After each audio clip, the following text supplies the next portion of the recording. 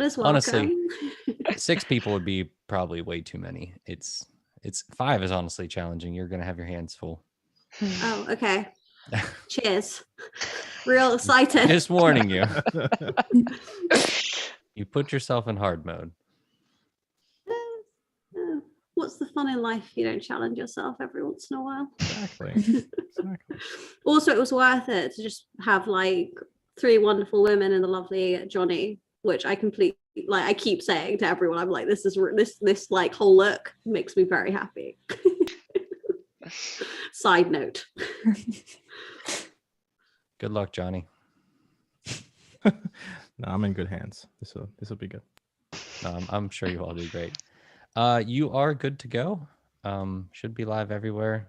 Backup recordings are going, and you guys all have your recordings. So I'll end my video and let you go. Awesome. Thank you. Great. So welcome to our workshop edition of Go Time. I am Angelica Hill. I will be your host today, and we are joined by 3 wonderful women and the incredible Johnny. First of all, we have Natalie, who wears several hats. Among them, she is a developer advocate, an organizer at GopherCon Europe, and an instructor of various different workshops, including About ML at GopherCon in the US, and also loves attending workshops and learning. So hello, welcome, Natalie. How are you? Hey, Angelica, it's great to be here with you as a host. It's always great to have British people in this position. Love the accent. Well, me and Matt thought we'd just swap out because most people probably won't tell the difference. So we'll see. Secondly, we have one of our guests on this show, Jonas, who is an engineering manager at the New York Times. She formerly organized Women Who Go New York City. She's also coordinated and led many workshops over the years, including Intro to Go, Go modules, and domain-driven design. So happy to have you, Jonas. Thanks, Angelica. Can't wait to dive in. Very, very excited. Next up, we have Anna, who's actually currently building a workshop herself from scratch for GopherCon Europe about security and Go. She organizes the Frankfurt chapter of the Go user group. And in this role, she coordinates and has led various different workshops over the last few years. So happy to have you, Anna. Very excited to hear more about your workshop.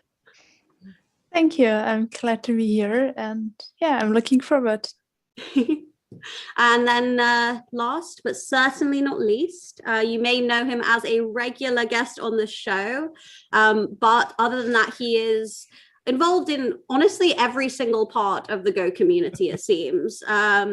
He has been teaching Go workshops for a number of years. He has run the Boston Go user group, the Baltimore Go user group. He's taught at GopherCon many years in a row. He's chairing this CFP process for GopherCon as well. And he's just generally an incredibly helpful mentor in the Go community. I myself went to one of his workshops. It was my first Go workshop ever. So he is certainly a kind of Go guru in the field. He's also currently doing some of the O'Reilly teaching online. So do check him out. And honestly, any conferences, meetups, Google his name. You'll probably see him at 1,000,002 different meetups. So yeah, very invested in the Go community. So very excited to hear your input here, Johnny. Thanks for having me. Awesome. So we're going to dive right in. And I'd love to hear first, kind of what do you find the most useful about workshops when you're looking to learn or teach, as opposed to kind of books, giving talks, presentations? I might turn over to you, Jonas, first. I think the biggest thing for me with the workshop is really the more hands-on part of it, in that you have an instructor or a TA or even your fellow learners right there with you as you're learning. So that's the biggest part, is it's kind of this collaborative learning where you're really getting into it. It's the most unique part. I think you can't really do that in a book.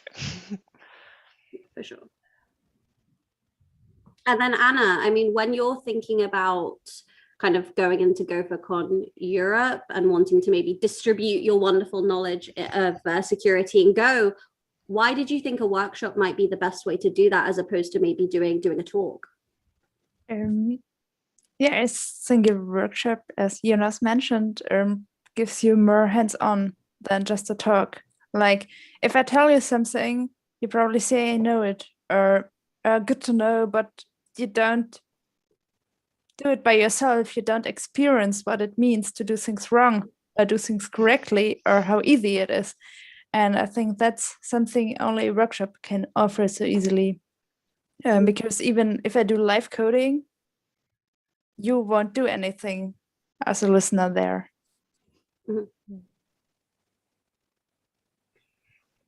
And then in terms of when you're trying to begin thinking about what content you're going to include in a workshop, when you're thinking, okay, I've got this, I want to distribute my knowledge, I feel like I have enough experience in a certain topic that I feel ready to kind of teach, where do you start in terms of thinking about, okay, how do I structure this? How much information should I put into my workshop? I might turn over to you, Johnny, for this one, because I think that really is the highest roadblock. Certainly, like I have only run maybe like 1 or 2 workshops ever, and that was the roadblock for me not doing it more. Is I feel like, okay, I want to help people learn, I want to distribute knowledge, but where do I even start? Well, the good news is at this point, within sort of the lifespan of the Go community, there's a lot of content out there, right? When I started doing these workshops, it was a bit harder. There was basically a handful of blogs to sort of rely on, and a handful of sort of learning material, maybe 1 or 2 books that folks kept recommending. So it's gotten a lot easier, right? As folks sort of pick up Go and they're sort of documenting their own journey with learning the certain aspects of Go. It's certainly gotten easier to sort of have a baseline, have a starting point for how you put together curriculum or material. But when I did it was, and it may seem like to even sort of think about putting together a workshop and thinking about putting together curriculum, that tends to be a very intimidating concept, like to wrap your head around. Like the first time you do it, your imposter syndrome just kicks in hard, right? You're like who am I to think I can teach other people, right? Like you're just completely like fear and panic, and then somehow you push through it. And if you have a support system and people that encourage you to sort of move forward, and you kind of take advantage of that. But the thing for me was that, okay, I was on my own sort of journey of learning Go, right? It's not like I was already an expert in Go when I decided to teach my first workshop. Like I was really no better than the person who spent, maybe 2 or 3 months just, playing around and the Go playground or something. I was no better, right? I knew a little bit more, and that's all you really need as a Go or really like any language, anything you're trying to teach. If you spend just a couple of weeks learning something, you are going to be that much better than somebody who spent 0 weeks learning something, right? So especially if you're targeting like, beginners for a piece of technology, you are going to know just a little bit more, just enough to be able to say, hey, you who are just starting out and kind of confused, just like I was a couple of weeks ago, let me show you what I've learned, right? So it's gotten easier, and it's supposed to get easier the more you do it, as with all things in life. But yeah, it's not you don't just wake up one day like, you know what, I'm an expert now I can teach, right? There's no such threshold. Yeah, I absolutely agree. Like for me, most of the workshops were, I found something that I'm curious about, I dived right in, I did like all sorts of things with it. I made way more mistakes than many other people. And I just got really familiar with a specific niche. And then I started feeling more comfortable answering questions about this, and then kind of putting into words the code behind what I built, and then explaining the different parts of it. And this is really kind of a good foundation for what a workshop is. And I think the confidence of making all sorts of mistakes, and just knowing that at least some of the questions that people will be asking you have experienced yourself, and you kind of dealt with that while trying to figure out how to go about this, is also helpful in feeling somewhat confident in going and saying, yeah, I can teach this. In terms of actually like practically, like how do you start structuring it? Is it that you get a Google Doc up, you start writing notes, you get a slide deck up? I'd love to hear maybe from Anna. I mean, you're literally doing this right now, putting your talk together. How did you start that?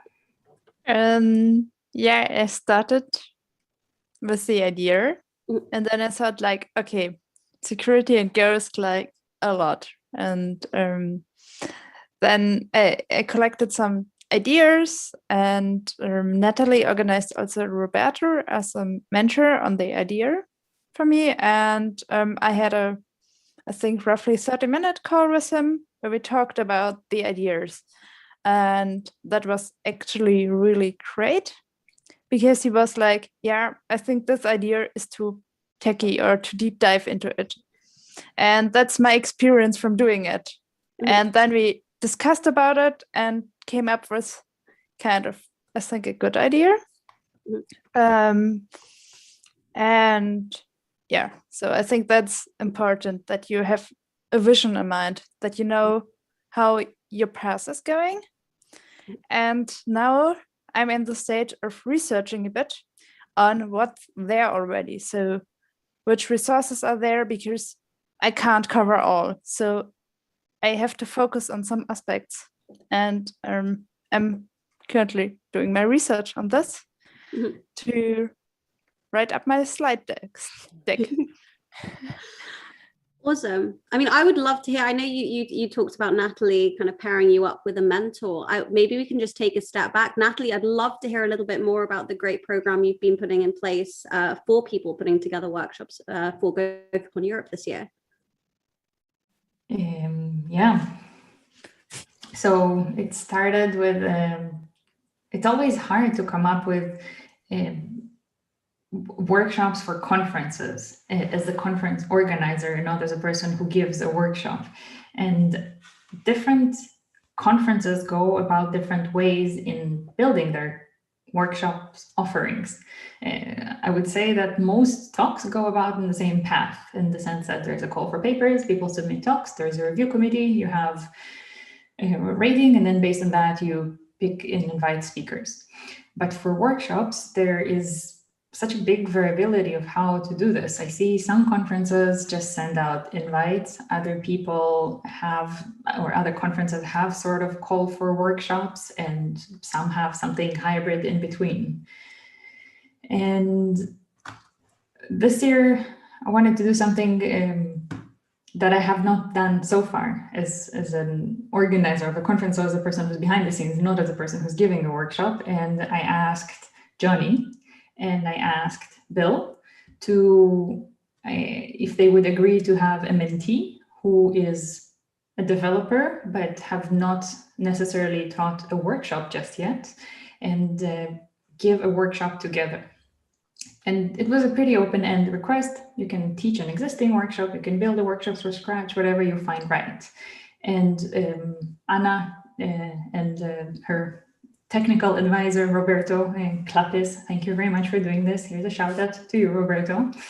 Anna is a PhD researcher in security, so I guess you get the support behind the stage, and not as not as two people teaching the workshop. But this is definitely a new format in GopherCon Europe, and it's pretty exciting. And yeah, in about 1.5 months, we'll see how the feedback is, and I'm sure it's going to be anywhere between "this is awesome" to "this is amazing." Nice. You mentioned Johnny. I mean, you're one of the mentors. What happens if you get paired with someone who, comes to you bluntly with an idea that isn't fully formed, that is kind of hand wavy, isn't feeling like a viable, I guess, workshop? Like, how do you coach them? How do you help them form that idea if they're not coming to the table with, I guess, all of the materials, all of the ideas that you may have liked? Because I mean, one of my thoughts is that my problem would be I'd come with just wanting to teach everything to everyone and just getting overexcited and like, I want to teach everything about Go in an hour, and I can do that for sure. But I'm sure like there's the other side of the spectrum where you have people who really want to push themselves, they want to give a workshop, they want to grow, but maybe they are like, oh, I only feel comfortable perhaps talking about a small number of concepts. How do you kind of keep them in their comfort level, but also encourage them to, I guess, stretch? So I'd say, and actually, I should take a step back and say thank you to Natalie for sort of coming up with this idea. I think it's an excellent way of creating more bandwidth within the community, right? For people who can teach. And if it's not, I don't think it's going to be a surprise if you go online and start searching around for who teaches go around the community. You're going to see the same set of people coming up over and over and again. But for better, for worse, I might be one of them. But the thing is, we can't sort of rely on just a handful of people to do all the teaching, right? That's not going to scale, and frankly, we need more. We need a diverse representation of teachers. So one of the things that, and that's the sort of small tangent, and I'll come back to your question. One of the things that has always sort of bothered me, right, as sort of my day job is as an SRE, but I do professional training on the side. So one of the things that has always bothered me within that training industry, technology training industry in particular, is that there are so few people who look like me, right? So that bothers me every time I go on Pact or O'Reilly or wherever, and I see the portfolio of trainings happening, and it's like there's maybe one or two, right, out of 50, 100 folks, trainers, right, professionals who've been doing this for a while and happen to be teaching. There's just one or two faces, right, of people who look like me. So even when I get tired, I'm like, oh man, should I retire from training, right? Like, like I've taught same material over and over again. Part of the joy of teaching the material was because I was learning it at the same time, right? So now I've sort of moved past that set of material. I'd like to pursue other things, and then every time I do that and I go and look at those pages, and I'm like, I can't. We need more people, right? We need the next generation, right, to start coming in, and the best way to do that is to help grow these people, right? They're not going to just show up one day. We have to take an active role in sort of developing and growing these people. So Natalie, thank you. Big shout out to you. I think it's an excellent idea, and I really, really hope it succeeds beyond the GopherCon EU conference. Now, to answer your question more specifically, when someone comes to you and says, well, I really want to teach this particular subject, right? And as you inferred, the idea may need a bit more sort of developing. It may need a bit more sort of padding, if you will, sort of adding some of the missing pieces, right? But the biggest thing you can do as sort of a mentor is to take the idea and sort of develop it, right? Sort of provide the handsets. Well, have you thought about if you're sitting down for the first time and doing this, or if you've been doing this for a little while, how might we make this more interesting for somebody who's not a complete newbie, but wants to, maybe you get them to think about a particular problem in a different way, right? But if you are a complete newbie, right, how am I sort of approaching this? When I sit down, how am I going to think through this? Because if you yourself happen to be a newbie, you're gonna have a very different perspective, right, than somebody who's on the other side and has been, maybe playing around with the language for a while, right? So it's about giving enough context to that individual to say, hey, you know what? In your workshops, very rarely will you have everybody who's at the same exact level. Nope. I mean, I've done this many times. No workshop has, the same level of sort of competence for people coming in, for a given piece of technology. You might have some people who know a little bit more. You might have people who know a lot, and they just showed up just because that's the only block of time they could carve out to come do some practicing, but they already know some of the material. You might have people who are complete newbies. You tell them, open up your shell. They look at you, with a blank stare. What's a shell? Like, it's, things like that. So you have to be able to somehow make the material sort of accessible enough, or how do I put this? Make it interesting enough that if you are a newbie, it's not overwhelming, right? That when you leave that workshop, you're not going to just forget about it because it was, it confirms your suspicion that it was way too complicated and it's not for you, right? You want to avoid that. But at the same time, you make it somewhat interesting enough and for somebody who's not a complete beginner to still find joy in the workshop. And a lot of times, you end up sort of making these people sort of impromptu TAs in your workshops as well, right? So it's about basically, and what I usually tell sort of a new trainer is to basically say, hey, like have multiple levels to your material, for example, right? So what I like really sort of enjoy doing in my material is to basically say, start out with one idea, right? And I keep layering on some sophistication to the idea, right, as we go, right? So it's the same idea, basically the same thread you're pulling on throughout the entire workshop, and then we just keep adding some complexity to it, right? Some necessary complexity to it, and in some ways to actually solve those more complex problems, as we go through the workshop. That way, it's the same idea that you're sticking to. You're not sort of explaining a new domain every time you go do a different exercise, right? But there's that increase in complexity allows somebody who's brand new to be able to spend time in this sort of the lower tiers as they sort of wrap their heads around things. And for those who are a bit more experienced, they can go ahead and sort of keep climbing the ladder, right, to get to the more complicated, more interesting stuff, right? So providing that context, right, of basically, hey, there's going to be a lot of different folks, a lot of different skill sets in your workshops. You got to try to give them each of them a little something, right? Is one of the core things that I try to teach. Yeah. I mean, off the back of that, I'd love to hear from you, Jonas. I know you've taught a lot of different workshops to a lot of different levels, from, like, as I mentioned, like intro to Go, the absolute people are walking into this room, have no idea what Go is, all the way up to more intermediate, etc. And I'd love to hear two things. One, how do you think about what to include per level? And secondly, how do you kind of make sure that even though you might say, okay, this is an intermediate or this is a beginner, kind of to what Johnny said, you give everyone a kind of enough of a challenge, but also not pushing them too far that they then disengage and go, oh no, this is too difficult. Like I can't do this.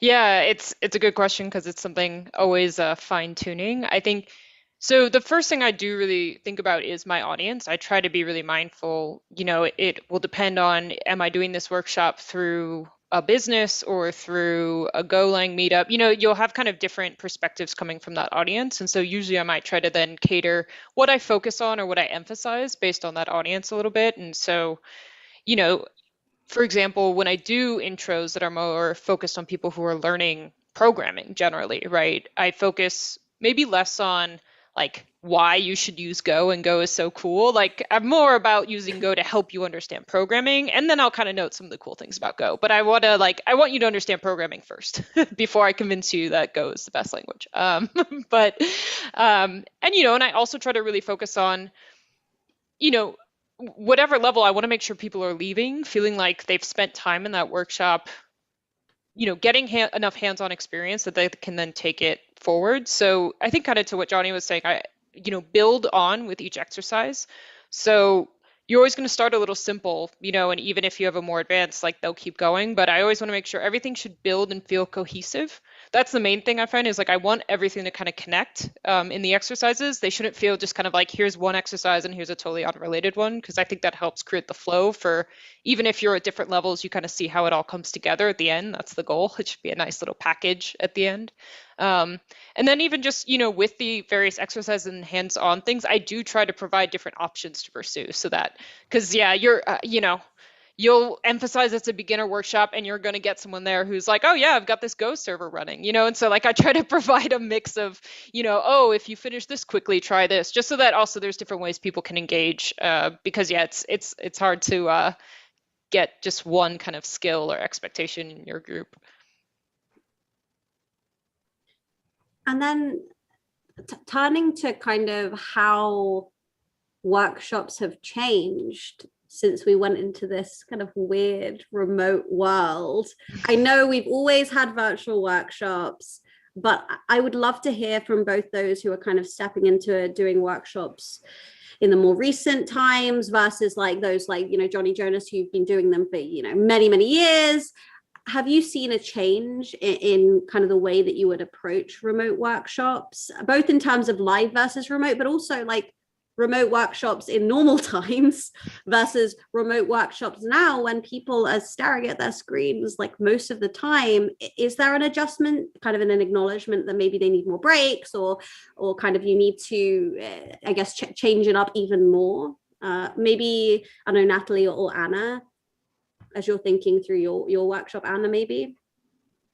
That's actually a good one from attendee perspective, I realized that workshops can be much better digital if you have a good not really speaker, because you can really use the digital material in the sense that you can make stuff interactive and give breaks, but that's really challenging. Having said that, I think that's also one of the biggest challenge. You have to take into account that you split up your material and make it interactive, because you can't go easily to the people, and you have to clearly know how to interact with them, where to ask, and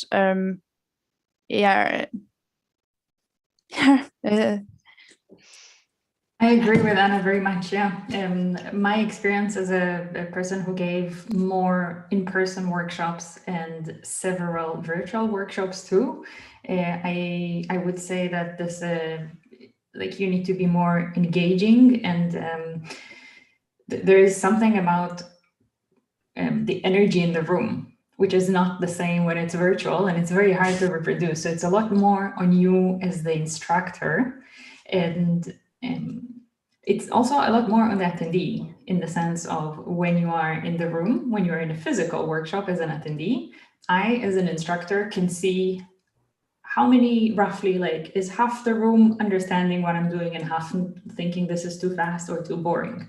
Is it a different split? Is everybody bored? Is everybody like, oh my God, how did she reach this point, and so on? When it's virtual and everybody have the video off, the camera off, and maybe like 2 people have a picture, which is static anyway, you have no means of reading the room. So it's on you to ask more questions, to give more pauses. Also more breaks, in the sense that in a physical workshop, it would always be, let's say, 3, 4, 5 hours and maybe 1 or 2 breaks in between. And in virtual workshops, every round hour, you would give 10, 15 minutes, because it's impossible otherwise. Because that energy is not there, you have to compensate in this means. And also having a teaching assistant becomes a completely different type of help that you need. In a virtual workshop or in a physical workshop, it would be you explain something, or say, now we exercise this, you leave the thing running on the screen, and then you and the teaching assistant go between the crowd and answer all the different questions. And you have the option to approach each person one by one, look at their screen together, and kind of understand what's going on. In a virtual one, you have teaching assistants that people usually for some reason are shy to ask for help. And then there's always the 2, 3 people who are very active and very understanding and everything, and give you a good feedback, but they don't represent the crowd, and it's very easy to engage with them and forget that. And then there's other 2, 3 people who are very good in giving feedback, that they don't know what you're like, where they don't keep up with you, but they also don't represent the crowd, but they can easily take up your resources. And then finding a way to balance all that is another extra work for you as an instructor. And then between all that, also try to make sure you meet the time, and also keep your cat quiet. This is becoming like a whole juggling show. Let me tell you, I miss face-to-face workshops. I really do, because I can't tell you how many times I will introduce a concept, right, and then know how fast to move on, how slow to sort of how to pace myself, right, how to know when everybody's ready to move on, when nobody's ready to move on. Like, because you can as a teacher, you can look at people's faces, right, in the crowd, and see who's getting it and who's not, right. Like you can get those physical cues, nonverbal cues. Oh man, they are gold to a teacher, because they help you, right, with pacing. They help you with sort of knowing that, okay, did this, a metaphor I just used, did that make sense at all, or do I need to really, stick to something simpler or whatever, right? So a lot of those cues that you just lose those in an online context. And let me tell you, like Natalie's saying, like, even when you do it online, and folks a lot of times have their videos off, right?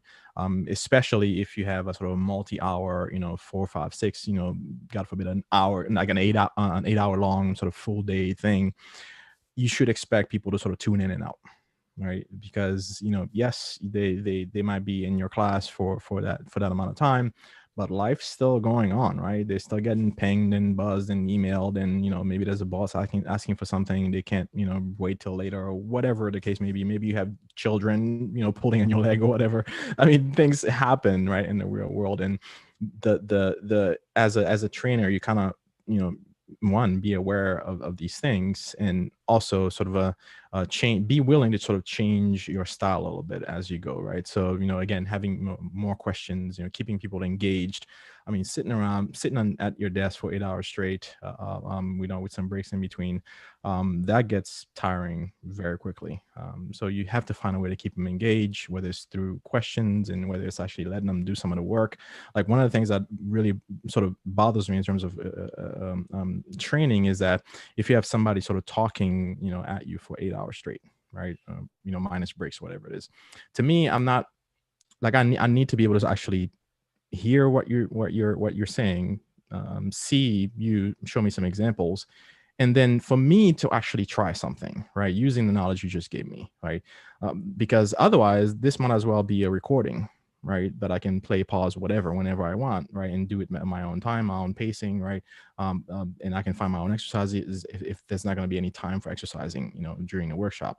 The main benefit, one of the major benefits of actually having a live instructor, right, be it online or face to face, one of the key advantages is that you can ask them questions in real time when you don't understand something, right?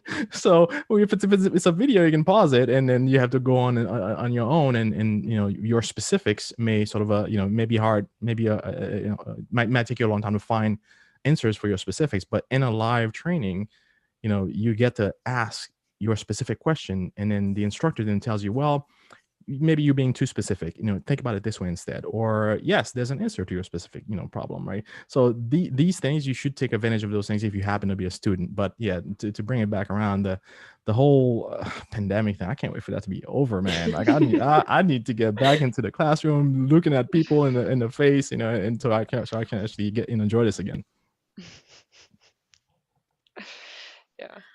Yeah. I mean, aside from kind of needing to juggle a million and two things, as Natalie said, I'd love to hear whether those of you who have done kind of workshops pre-pandemic, post-pandemic, now fully remote, when you're planning out your workshop, is there a kind of thought put into putting in like social aspects to it? I.e., do you do maybe if it's a smaller workshop, an icebreaker at the beginning? Hey, everyone introduce themselves. Because certainly, as someone who loved going to workshops in person, one of the core benefits was I just met so many awesome, amazing people that I could form connections with, learn from through, you know, after the workshop, just honestly just make friends. And I'm interested in that, if that's a consideration when you're planning out a remote workshop. Is that important? Do you feel like you can't really do that in a remote setting? Or if you can, how do you do that? I mean, if I was planning a workshop, I would just probably get everyone chatting the whole time and not end up getting to the materials. I don't know, but Jonas, is this something you put thought into? Yeah, you know, and I'm trying to think back on some remote things. I mean, certainly leveraging like the breakout functionalities in these tools is a nice tool. Honestly, it's kind of maybe one of the benefits of having remote is you can use those. And I found sometimes too, if you have like a cohesive breakout group that you're with throughout the whole training, so you're kind of going back and checking in with the same people, that can be kind of nice. And trying to keep up where I've set up like a Slack channel too, so that I think a bit to Johnny's point is like you can share updates and the resources as you go. So if people are jumping in and out, they can kind of catch up. But then also it's a space where everyone can just be to chat after or catch up or connect through that means as well. So just trying to use all the different tools available. In some ways, I just try to think of like what's every technical option I can leverage, and let's throw it out there and then see what sticks. I think you can also use like nice icebreakers in the beginning. I have seen that also already with like putting a needle from where you are. Like there was a map in a tool, and you should simply draw a circle or something and put your name next to it or something like this. Something funny, or like simple questions you have, like, who is a cat lover? Yes, no, or something, such that you have like a stage, you have something to love, and you break the ice a bit. I think that's also something you can do digital as well as remote, not remote, analog, in person. And I think that's valuable. Having said that, it also depends highly on the attendees. At once lecture and I tried things, and I struggled so much because I found it much more difficult to make stuff interactive digital than doing it in person. So I felt like, yeah, what should I throw all at you? I want to have some interaction. And that's also something, yeah, it is really cool, but as mentioned before, people have to engage with it. And I think it's much easier to be someone anonymous digital now, especially as a lot of people turn their cameras off, what I think is kind of not the coolest thing to do, especially in a workshop like this, because in person you would also see each other, and a face tells so much that you can't get only by seeing. And if I don't have the camera on, I could also look at a recording or something like this if I don't engage. So what's the benefit of attending a live workshop then? But that's only my opinion. No, for sure. I would love to hear, how do you keep your, I mean, it kind of goes to two parts. From the veterans who have done a lot of workshops, how do you keep your material like fresh and fun and engaging?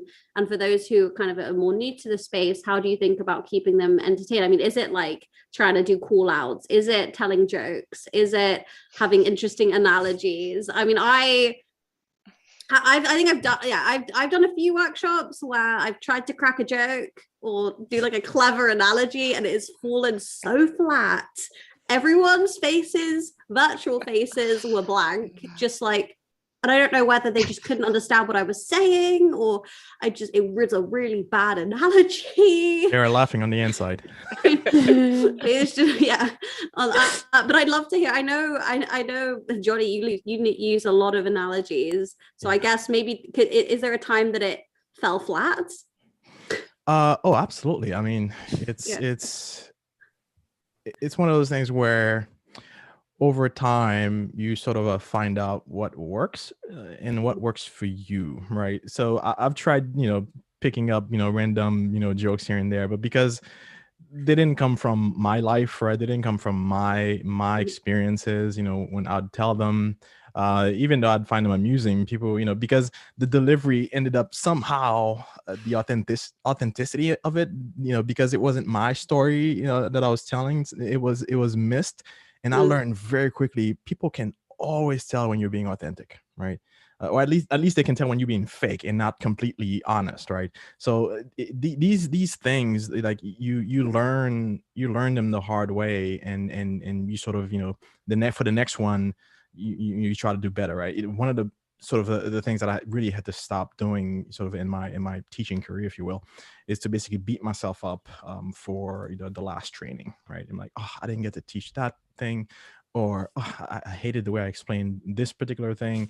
Like, like everything else, you get better with it over time, right? Like, I love analogies, especially like cooking analogies. Like I used to use that. How programming is like, cooking, and you have recipes, and you can call methods and pass in recipe, ingredients to bake a cake, whatever. Like, I use these things because during that time, right, I was learning how to cook, so I found a way to sort of incorporate my real life experience into what I was teaching, right? So those deliveries was authentic, and people laughed. They could relate, right? So these things, like, you have to somehow tie like real things that happen to you, right, to your material in some way, to liven it up, to bring it alive. And you may not realize like how much of an impact that has, right? Trying to tell somebody else's story, tell somebody else's joke is a lot of times is going to fall flat, right? So you got to own it. You got to own your stuff, own you, really. Like a lot of it is you're giving so much of yourself as a teacher. Oh, the other thing, and I hope we get to this,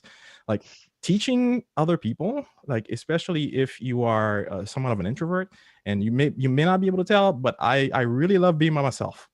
Right, like right now I'm being all open and then chatting and like it's very easy sort of to think that folks need to be like an extrovert to be able to put yourself out there, to teach and to even to talk at conferences or at meetups, whatever it is. Like people, it can be very, very hard to sort of step out of yourself to do that because of that fear, right? You always feel that, oh man, I'm gonna stand in front of all these people, right? It's like, again, like it's very hard to do that, but you don't have to be an extrovert to be a teacher, right? That's something that, again, you can train yourself out of. But again, anyways, I'm starting to ramble now, so let's move on. Sure, I'd love to hear, Natalie, when you're thinking about how to kind of keep your participants engaged, are you cracking jokes? Are you whipping out the analogies? How are you how do you keep your participants engaged and excited? Well, my ultimate tool when all else fails, I say, please ask me a question so I can move on.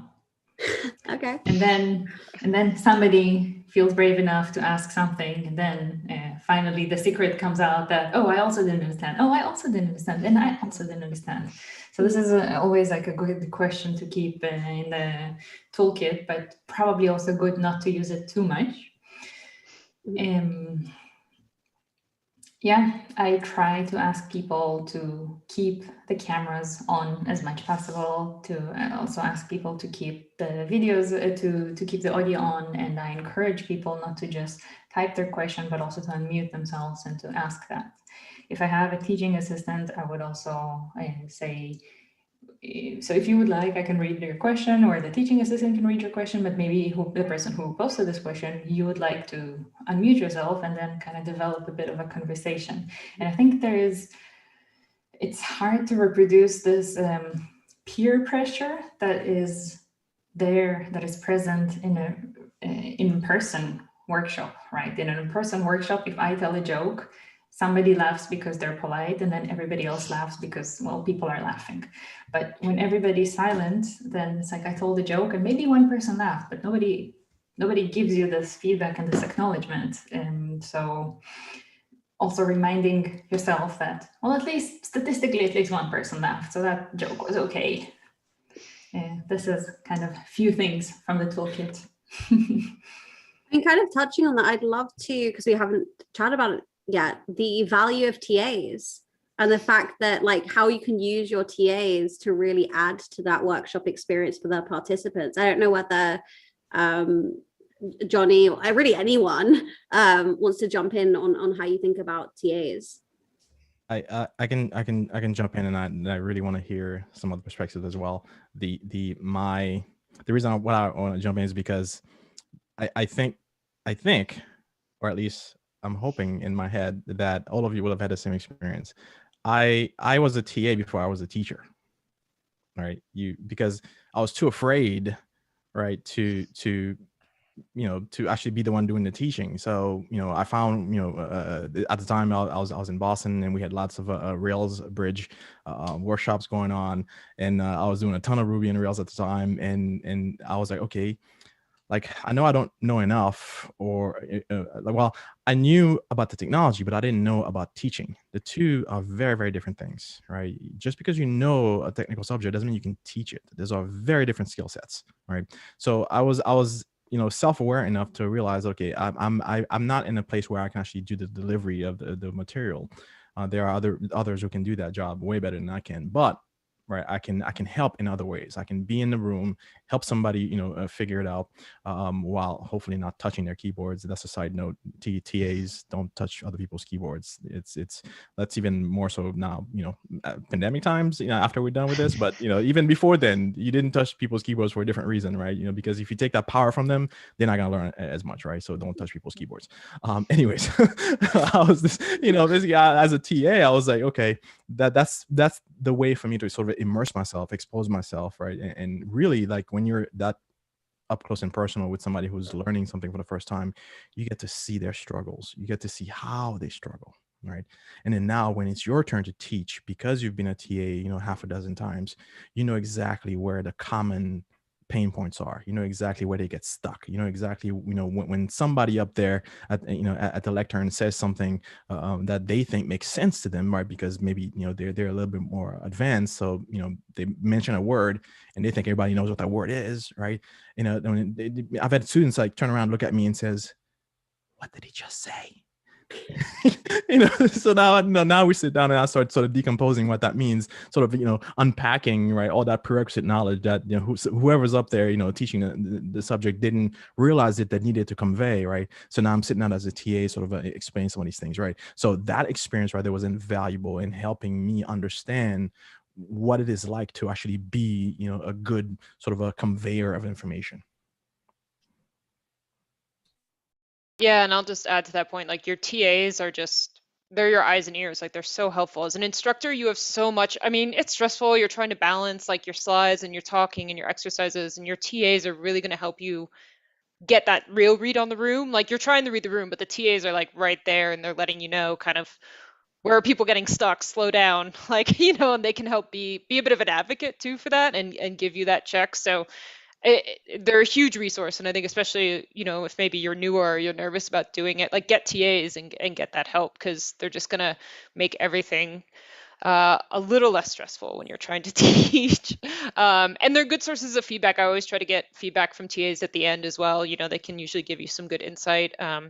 And I always encourage them to kind of jump in as needed too. If they might notice that I'm saying something that no one is getting and maybe I don't notice it. So I encourage them, like, please step up and add more illustrations or something if I'm failing.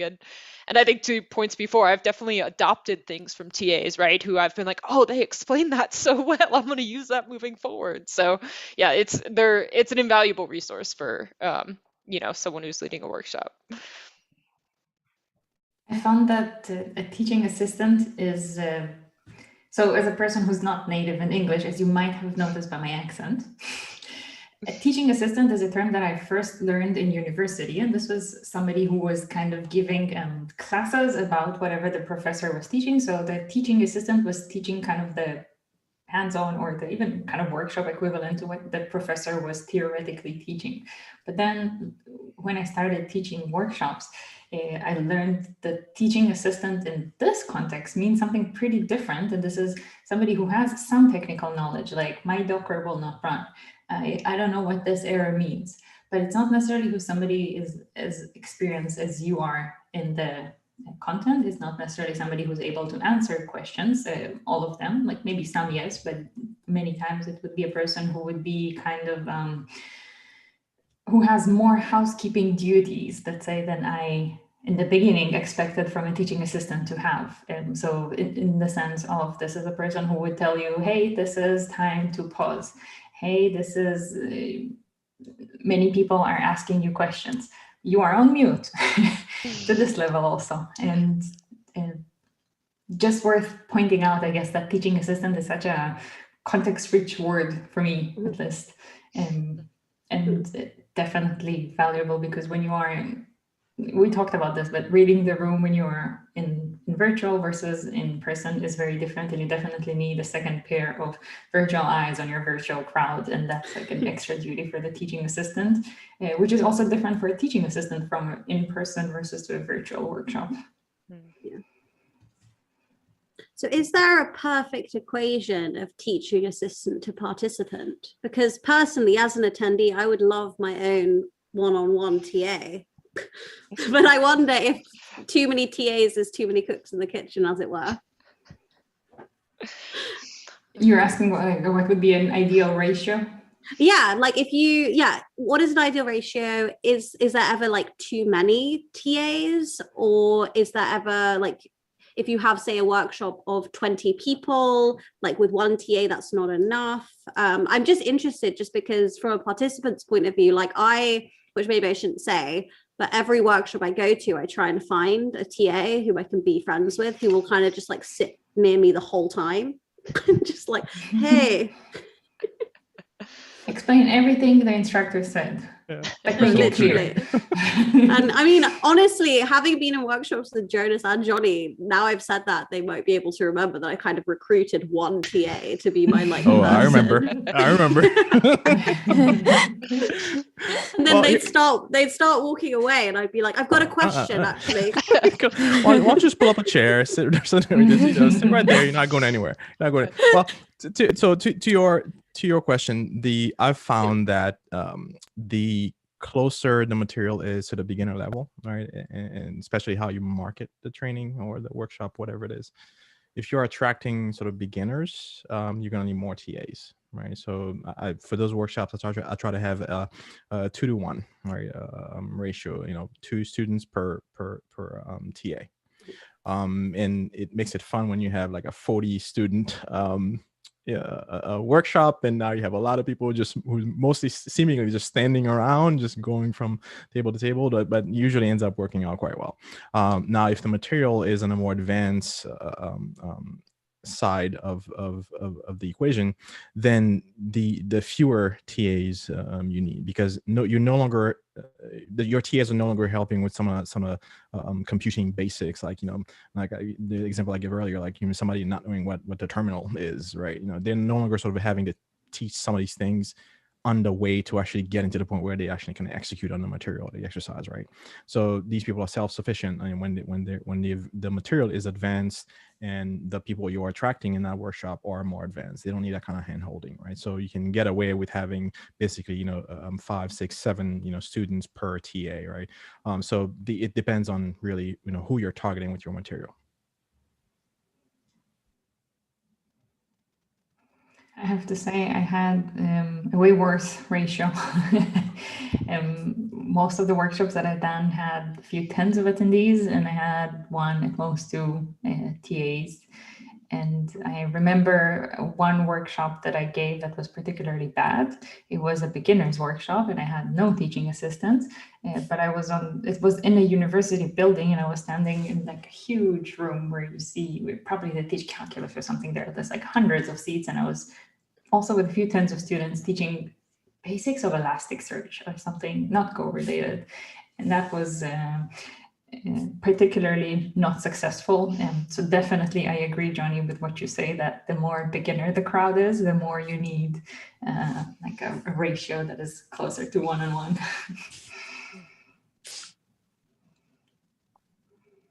And then I'd love to hear a little bit about, kind of from your experiences, what makes a good TA? They feel comfortable interrupting you. I think, yeah, and I think Johnny touched on this a bit, but I think that someone that just recognizes they're there to kind of guide someone, not to solve the problems for them, right? Like you're almost more of a rubber duck, right? Like you're really just trying to help them understand. You never want to just kind of come in and fix it for them. So understanding that your role is more to kind of help them, guide them along. I think that's kind of the main thing. And just empathy and kind of understanding that, don't make any assumptions of where the person's coming from or where they might be caught. Just try to be really open to where they're struggling, and just like try to understand where they're getting stuck and help them, and don't kind of like just be like, oh, this, oh, we'll jump through this, it's easy, or like avoid that kind of stuff. Just really be open and take them step by step. Yeah, what I'll add to that is I think you touched on it, Jonas. You kind of have to realize that it's not about you, right? It's that people are there to learn, and I have vivid recollections of workshops I've taught that are basically targeted at sort of underrepresented folks in tech, and I have vivid recollections of folks sitting there struggling, right? A lot of them to cover some of the basics, right? So the thing is, here I was, right, showing up to teach, Go, and I've prepared my material, I'm feeling myself. I'm like, oh, this is good. This is good stuff, right? This is, it's gonna be a great workshop. There's gonna be so much information, being relayed, and by the end of it, they're gonna walk out of there, being go newbies and sort of ready to start internships and careers and everything. And I was like, my aspirations were so high for the results of the workshop that it became about me, all right, and not about the people doing the learning, right? Truth be told, I didn't get like halfway through the content, because I didn't realize that my target audience, right, they had so much sort of learning to do to even get to the point where the stuff I was talking about had made sense, right? Same thing for my TAs. We would huddle up afterwards, and they'd tell me, oh man, like it's a lot of these folks are struggling with sort of basics, right, of computing, right? They have a laptop, whatever it is, and they bring it in, and you tell them to go to the command line, or you tell them to install a program or to run a program, whatever it is, and they're kind of like, well, where is the icon on the desktop, right? Like I need to double click that thing and launch it, whatever it is, right? So there's so much.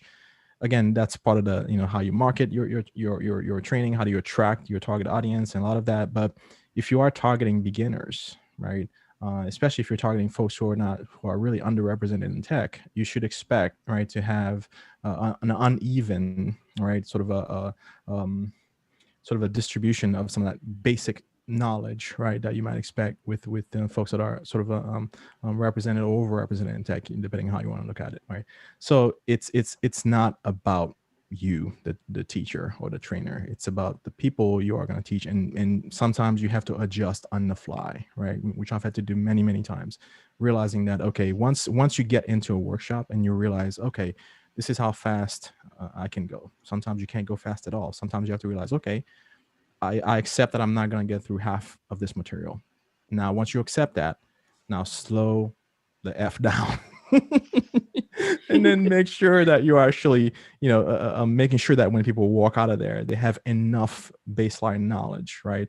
And enough zeal for continuing to learn on their own, right? Which is the key thing that I really, that's my bar for a successful workshop.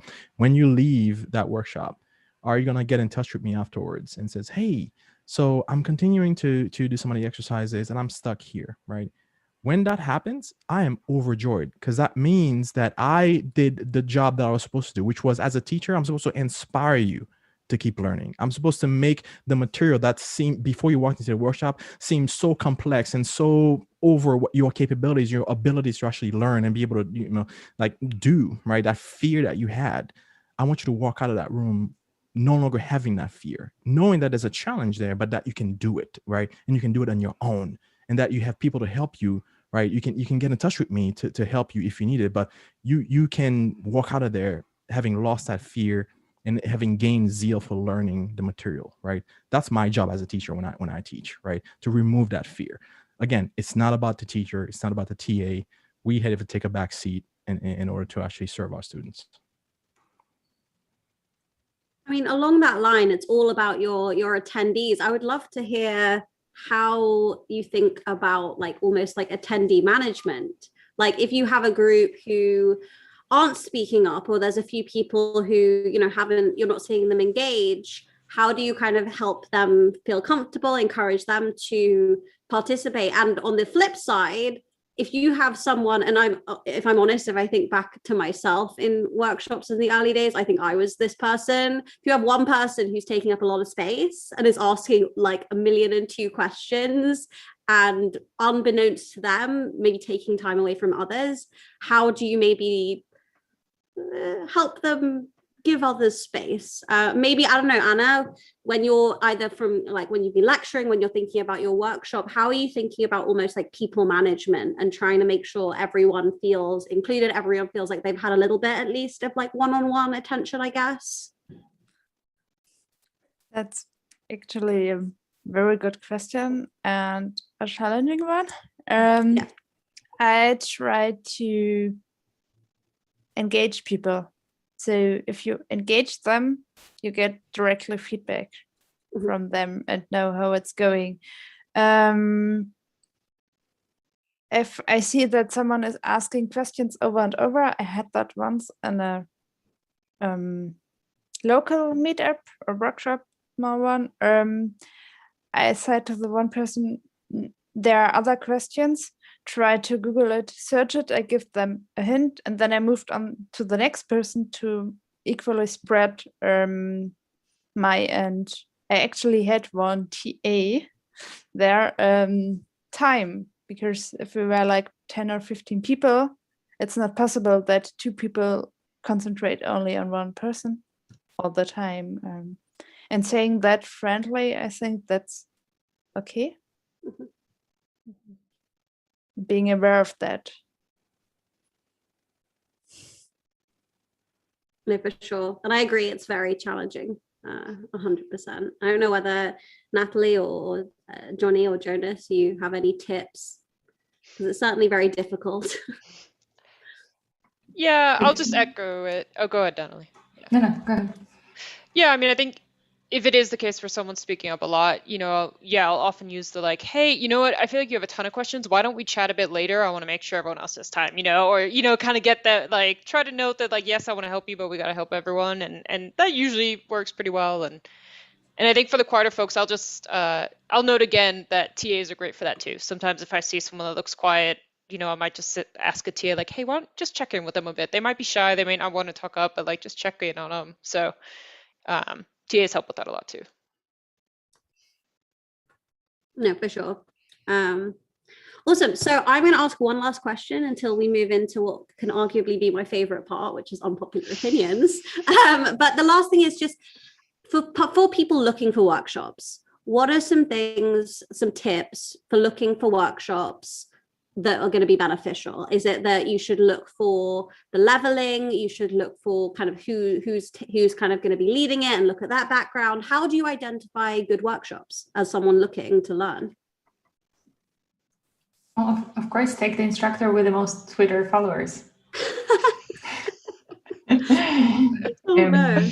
I would probably evaluate that a workshop feels pretty good if it has a clear explanation of what is your expected knowledge. Kind of, is this for complete beginners? Should you have some knowledge? So this will help me understand if this is a little bit leveling, and or kind of like being on the same page of what will be the level of it, because what is intermediate for you is not intermediate for me. But if you say I need to be somebody who developed at least one web app and deployed it once, I will understand a little bit better what does it mean.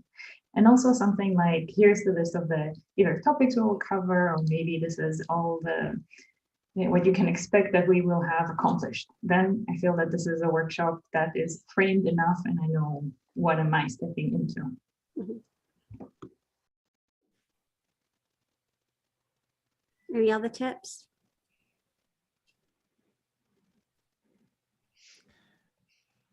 I guess just also be mindful of your learning style and kind of what's effective for you and how they're catering it and if it's going to work for you. Be realistic about what kind of things work for you and don't.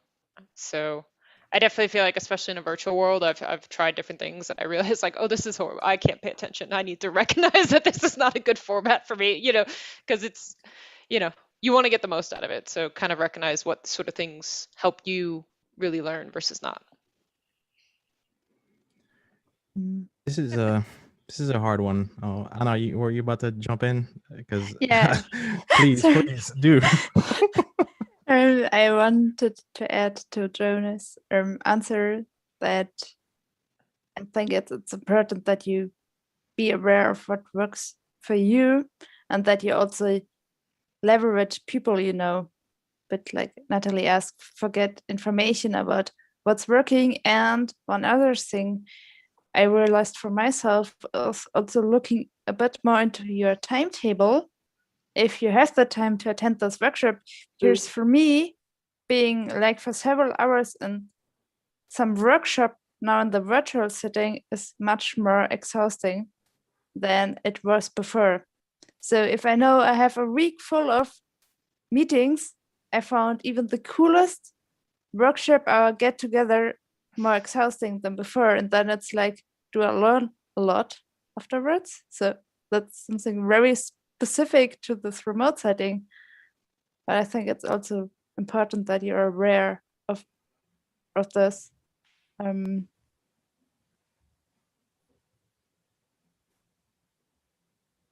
for sure. Awesome. Well, we have come to what is arguably my favorite part, which is where we hear your unpopular opinion. It can be about anything. It does not have to be technology related, Go related. It can be about genuinely anything. So I'm going to turn over to our lovely guest, Anna, first. What is your unpopular opinion? Yeah. So I thought of it, and recently I realized that this awesome compile time of Go eliminates my too deep press when compiling it because it's too fast. When doing my markdown, I have like it compiles and I know I can take too deep press before looking at the screen, seeing the errors or seeing that it succeed and be happy. And for the Go program, that doesn't work because I get the results directly. So it's a bit too fast, which is great. So that's your unpopular opinion. Go is too fast. Yeah. Become fast. Oh my God, I love that. Okay. And then our lovely other guest, Jonas, what is your unpopular opinion? So this is one that I feel like I've noticed more since being remote, but I really generally don't like Slack threads, except for maybe a few exceptions. And I think based on how everyone uses Slack, I'm in the minority, but I get lost. I have a hard time finding things, and it's just too much. And there are now threads in DMs, and that's absurd. I'm sorry, that just doesn't need to be a thing. Don't like it.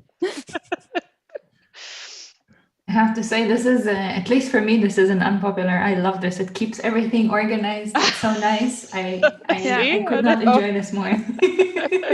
Me too. See, it's all right. Yeah, clearly. You're the winner. This is Your opinion. I mean, is there a way to find like a middle ground where like if a thread gets to like 15, then you have to change it to some other forum? I mean, I've been trying to implement that where like if a thread gets over a certain number, then we have to jump in a Google Hangout, but not everyone's decided that they want to do that because arguably people don't really want to be in Google Hangouts, and I am they're more adverse to the Google Hangout than this massive thread I found. People are actually chatting on Slack already about that. Really? Everyone's gonna put things in threads. My God. It's like this option to send the messages from the thread also to the overall chat, and sometimes it's used, and that's starting to be confusing. Multi-threading. So I'm terrible. If I come to a thread that's like longer than I care to read, I'll often be like, "Hey guys, really sorry. Can someone give me the TLDR so that I don't have to read this massive thread?"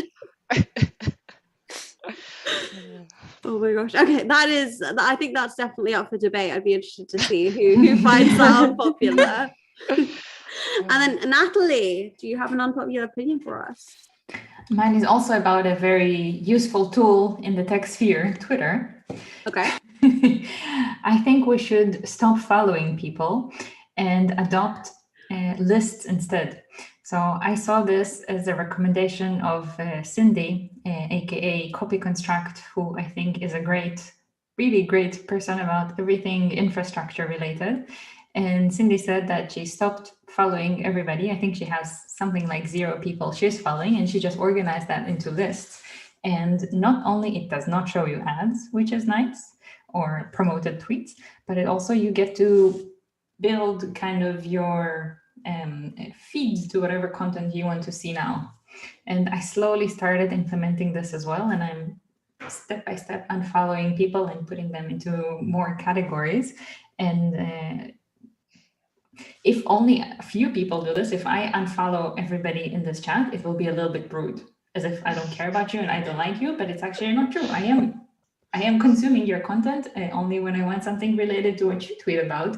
And if we're all going to do this, then it's not going to be about polite or not, or who has more or less followers, or I don't follow you, you don't follow me, or something in the Twitter manners, in the Twitter sphere manners.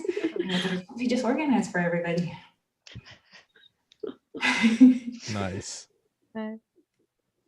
Because my social capital and my self-worth is directly correlated to how many Twitter followers I have. Is that your unpopular opinion? So that isn't actually true. That is not actually true.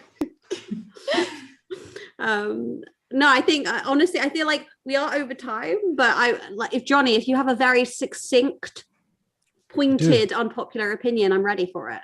I do, and I don't. Maybe you'll like it. Okay. Angelica. I think every programmer should at some point try management for a short stint. Try going into management, even if it's for just 6 months to a year. And you can go back to being an individual contributor if you want, but you should at least try it once. That's going to change your perspective on a lot of things. So, yeah, manager is not the enemy. Plus 100. And product managers are your best friend. Yep. Side note. Well, thank you so much, everyone. This was truly a delightful conversation. I'm really sad that we didn't have more time. I think we should have talked for hours on end on this topic. But thank you so much. Obviously, please check out Anna's workshop coming up. You can check it out, GoPerCon Europe. I'm sure it's going to be brilliant. And obviously, all of the lovely speakers will be on Gophers Slack. So ping them with many questions. And hopefully you'll attend their workshops. Thank you, everyone. Thank you. Thanks. Thank you. This is where the music comes in. I know. I never know. I'm like, I feel like I should get like some ringtone on my phone to play at the end of the episode. Ooh, don't So forget to save your recordings and Yes. export them to your format of choice. I think they'll Should take a we do that B3 now? waves. Yeah, I should do that now. You can stop the recording and do your exporting. Otherwise, Jared. Penny, I think somebody already disagrees with you. Good job on the unpopular opinion. On the management thing. Mm-hmm. Oh, nice. That was very fast. I think wasn't it last episode you did, Angelica, that Matt said something about that? Yeah. So I think Matt actually wants to do an episode about not needing managers. Or that's the premise he wants to go with. So Matt wants to do an episode about not needing product managers. Oh, okay. So I am going to be on that episode. That's a battle. Advocating for my job. I'm just imagining everybody yelling at Matt for like an hour. And that's... I mean, no, that being said, Yeah. there are definitely arguments. Like I definitely see certain products and situations where a formal product manager separate from an engineering manager may not be validated. But stay posted. That episode I will expand. Spoiler alert. I'm gonna avoid that episode. Really? I first off, I don't feel like I've worked at a large enough company to have enough insight into that, but I also don't want to get caught in that fight, that battle. I don't know if fight's the right word, but that discussion. Battle of intellects. I mean, I think Matt's probably in a similar situation to me where he's kind of worked on his own a lot, and that kind of warps your opinion of some of it. Because I know when you're at a larger company, a lot of times those roles can be very helpful. Mm-hmm. I say a lot of times, there are a few exceptions. Well, I think that's really interesting too, though, is talking about the role of a product manager or a manager at all, depending on the size of your company. Like if you're a tiny startup, is there really a need? And also I think at some larger companies, there's an overuse of like having so many managers when really one person could do the job. It's a very rich topic. I see why we should do an episode on it. Do you, does everybody have the link to upload, or do I need to give it to you? Could you please post it? Yeah. Yeah, I'll put it in the chat. Thank you. Don't say it out loud, but it's over there in chat. You might have to copy paste it. I don't know if that turned into a link. Yeah, it's copy paste. I am gonna drop. I have to go pick up some kids from spring break camp. But it was lovely hanging out with y'all. Thank you It was so an much, excellent, Johnny. Yeah. excellent time. Thanks, Johnny. All right, y'all have a good one. You too. I'm logging off because it's late. Oh, thank you so much I'm for very- joining. Yeah. Thank you very much, Angelica. Thank you so much for joining. See you guys Yeah, soon. Bye. good day. Bye-bye. All right. Are you guys all good? I can end this. Yeah. Okay, Yeah. cool. Thank you so Okay, 'cause much. no problem. Thanks, everybody. Bye.